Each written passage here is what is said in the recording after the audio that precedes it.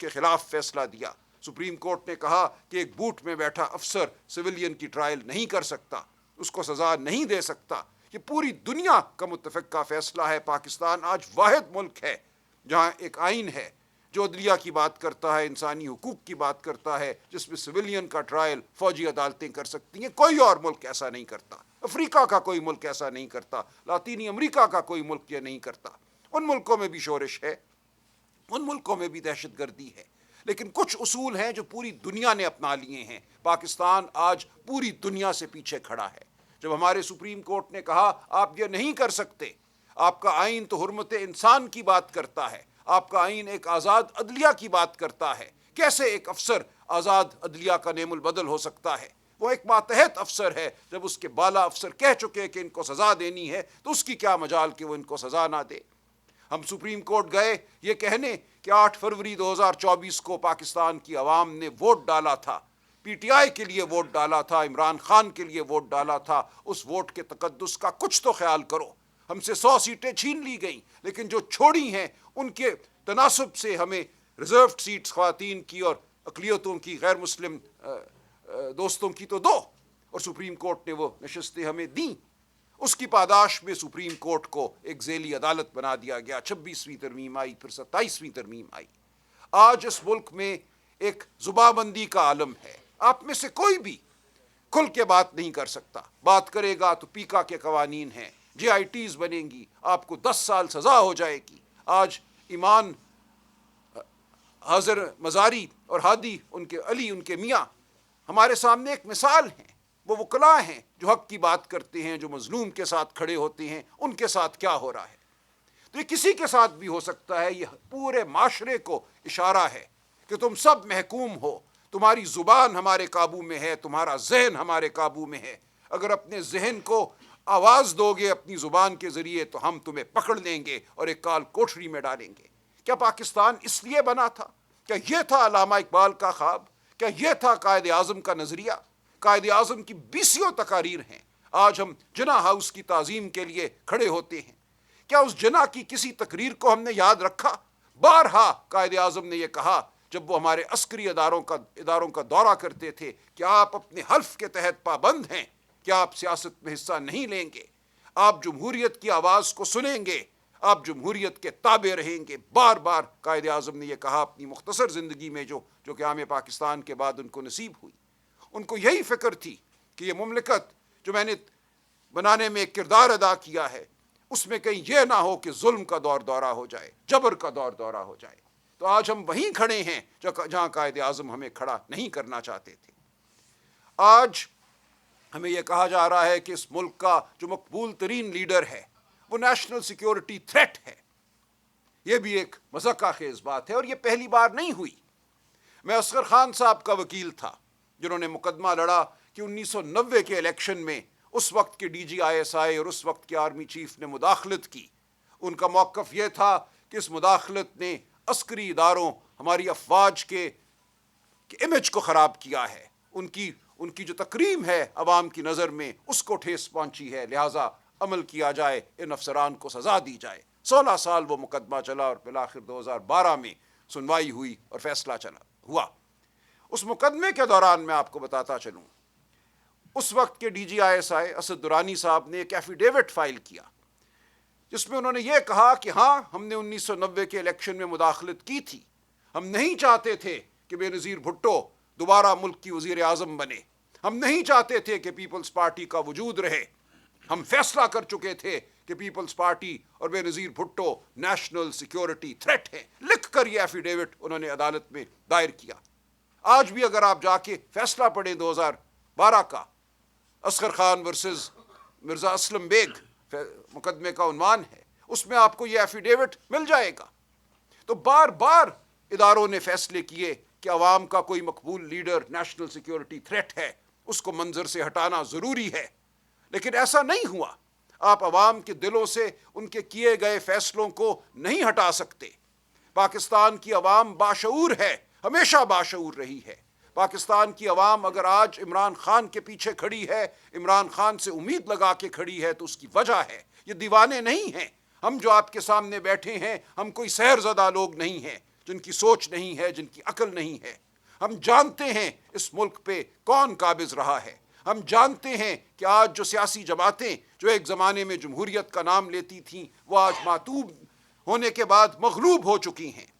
انہوں نے سہا، بہت کچھ سہا، لیکن آج ان کے اندر وہ سخت باقی نہیں کہ وہ عوام کی بات کر سکے۔ وہ سر جھکائے نوکری کر رہی ہیں۔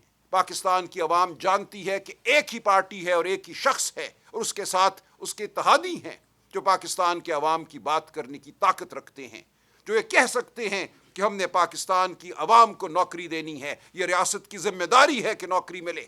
چند دن پہلے ہمارے آج کے وزیر خزانہ صاحب نے کہا کہ یہ ریاست کی ذمہ داری نہیں ہے کہ عوام کو نوکریاں دے۔ یہ افسوس کا مقام ہے۔ کیا ہے ترقی اگر آپ کو آپ کے بچوں کو روزگار نہیں ملتی؟ تو کیا کروں میں اس ترقی کا جس سے کوئی سیٹھ امیر سے امیر تر ہوتا ہے اور آپ کے گھر چولہا نہیں جلتا؟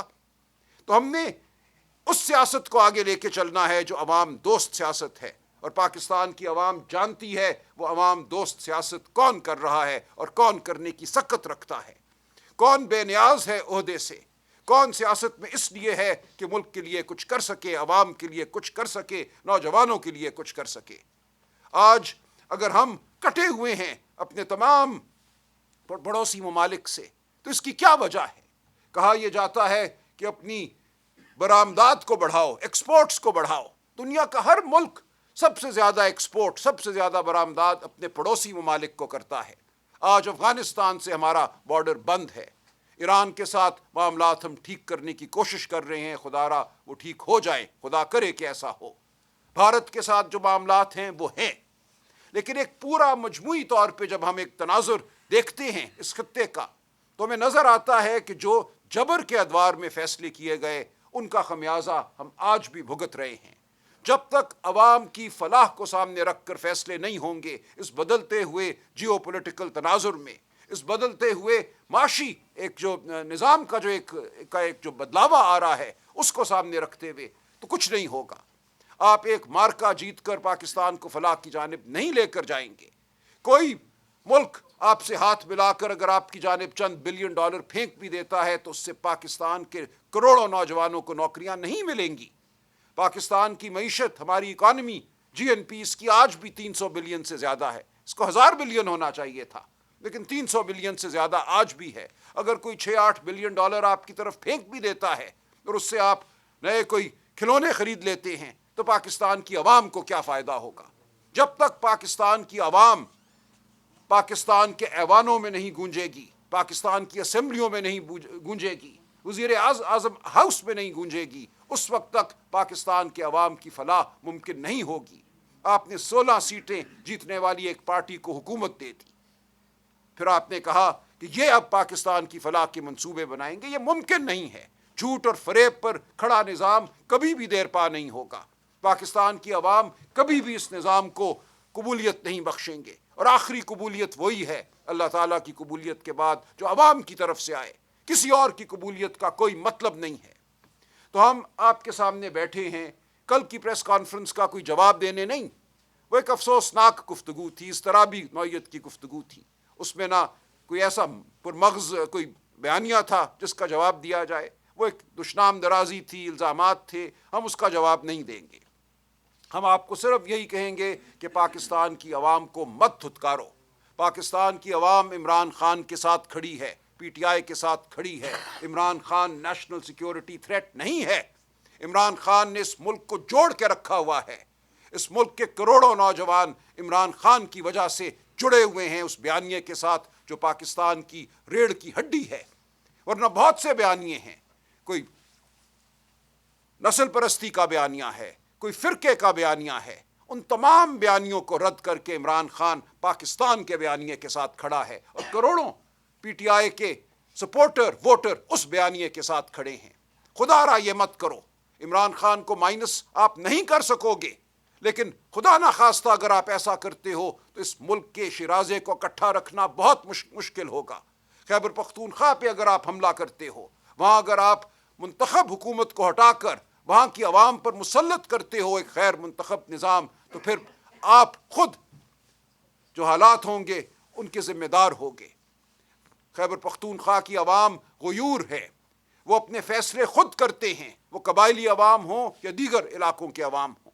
آپ ان کو دھتکار نہیں سکتے، آپ ان کے وزیر اعلیٰ کے حوالے سے ہرزہ سرائی نہیں کر سکتے۔ کوئی بھی گفتگو ہوئی ہو، آپ کو گفتگو نامناسب لگی ہو، ہم بات کرنے کو تیار ہیں۔ بیانیے کی جنگ میں خدا کے لیے پاکستان کے مستقبل کو داؤ پر مت لگاؤ، خیبر پختونخوا صوبے کو داؤ پر مت لگاؤ۔ یہ ایک انتہائی حساس علاقہ ہے۔ اس وقت جو حالات ہیں، جو دہشت گردی کی صورتحال ہے، اس میں عوام کو ساتھ لے کر چلو۔ پی ٹی آئی اس وقت سب سے بڑی طاقت ہے ملک کی، جو ملک کو فلاح کی جانب لے جا سکتی ہے۔ ملک کے عسکری اداروں کی سب سے بڑی طاقت میں کہوں گا پی ٹی آئی ہے۔ کوئی فوج جنگ نہیں جیتتی جب تک اس کے ساتھ اس ملک کے عوام نہ ہوں۔ اس ملک کے عوام کی آواز پی ٹی آئی ہے، عمران خان ہے۔ ہمارے بغیر کوئی جنگ نہیں جیتی جا سکتی، پاکستان کے عوام کے بغیر کوئی جنگ نہیں جیتی جا سکتی۔ جنگ ایک دن کا، 2 دن کا، 3 دن کا مارکا نہیں ہے، یہ ایک بہت بڑی جد و جہد ہے۔ اس بڑی جد و جہد میں اداروں کو اور عوام کو ساتھ چلنا ہے۔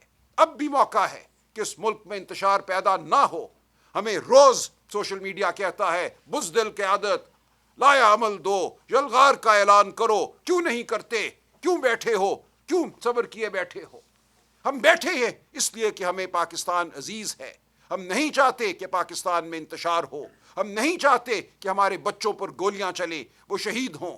ہم چاہتے ہیں کہ بیٹھ کر مکالمہ ہو اور ہم اس جانب بڑھیں جو سچائی کی منزل ہے، جو عوام کی آواز ہے، اس کے مطابق ہم فلاح کو ڈھونڈیں، اور ہم سب اکٹھے بیٹھ کر یہ کر سکتے ہیں۔ اگر آپ بات کرو گے تو آپ دیکھو گے کہ یہاں تجربہ بھی ہے، یہاں دانش بھی ہے، اور سب سے بڑھ کر یہاں وہ چیز ہے جو آپ کے پاس نہیں ہے، لیجٹمیسی ہے، عوام کی طاقت ہے، عوام کی تائید ہے۔ تو آپ سے گزارش یہ ہے اور آپ کو تنبیہ بھی ہے کہ خدا کے لیے پاکستان کو مت دھکیلو تاریکیوں کی جانب۔ یہ بہت بار ہو چکا، ڈیکیڈ آف ڈیولپمنٹ بہت بار بنائی جا چکی، بہت بار بین الاقوامی ایکسپرٹ آئے، معاشی ایکسپرٹ آئے، چارٹ لے کر آئے، پاور پوائنٹ لے کر آئے، بہت بار یہ ہوا کہ بس اب سب ٹھیک ہو گیا، اب اڑان یقینی ہے، کبھی بھی اڑان نہیں ہوئی۔ آج پھر ہم وہیں کھڑے ہیں، وہی غلطی آپ پھر دہرانے جا رہے ہو، تو یہ مت کرو۔ جو لوگ اس ملک کے ہمدرد ہیں، محب وطن ہیں، ہم آپ کے سامنے موجود ہیں۔ ہم اس ملک کے لیے، اس ملک کی فلاح کے لیے ہر وہ قدم اٹھائیں گے جو ضروری ہے۔ ہم کوئی اس ملک کے مخالف نہیں۔